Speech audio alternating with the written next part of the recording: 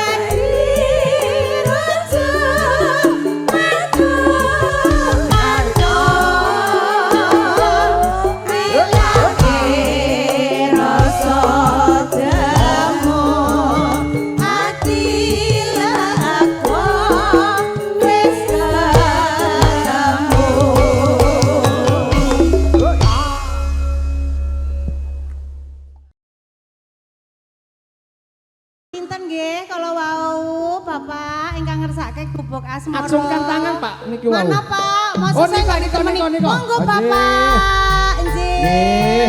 Monggo tindak mriki, Pak. Jam. Saya kejauhan kalau mau ke sana. Nggih. Iya, Bapak kesini aja. Nggih. Kumisnya luar biasa indah banget bapakku yang di sana itu Yes. Wasdan.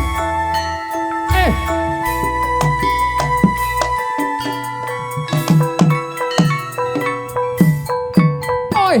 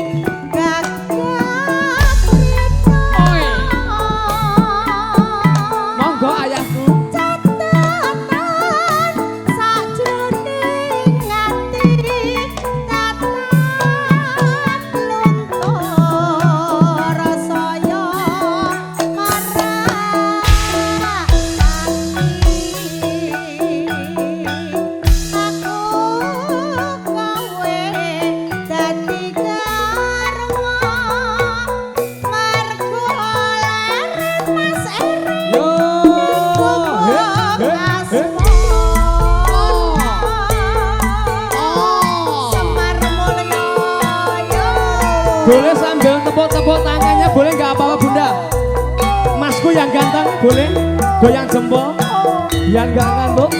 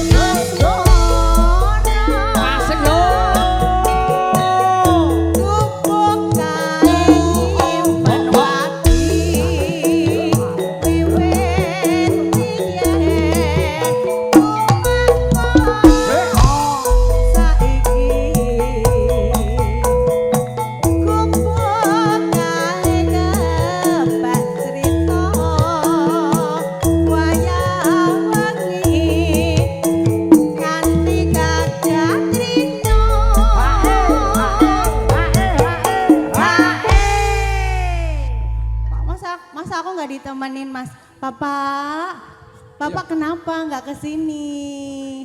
Masa saya dibiarin sendirian di sini, ya Allah.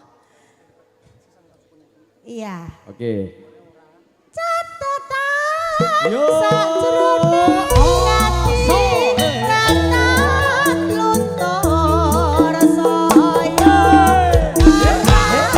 ati aku kowe dadi karma Asik. marang mas Kacu kuning. buat asmara.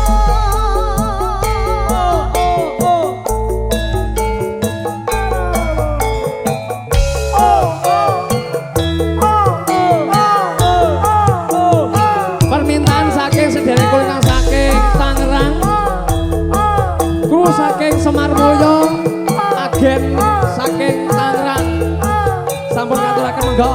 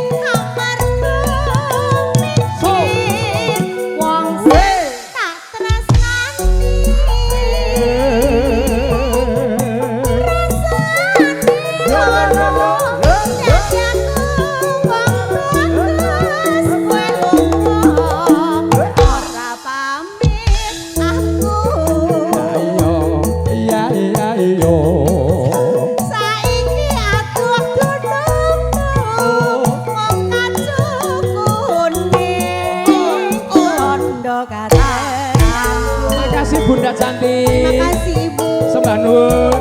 Kacu kuning dari pemilik nalika pinggir kopi isi Rono mrene isih tak gawa mas ora bisa senadyan mung sedelo.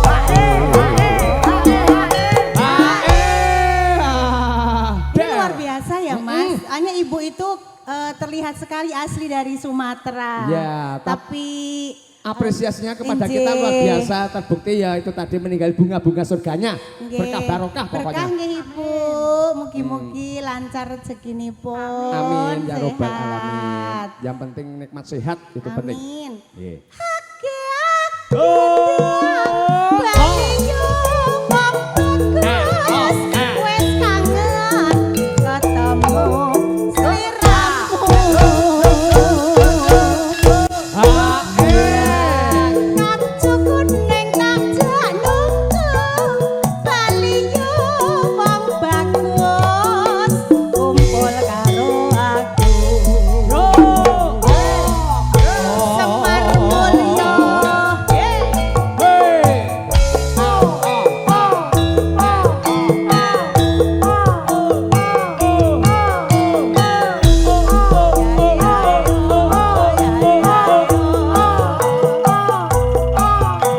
Semar mulya lho iki. Monggo Bapak.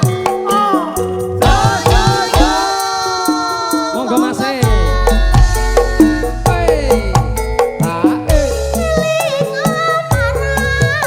Janji bagus ngidrani saiki njur lali.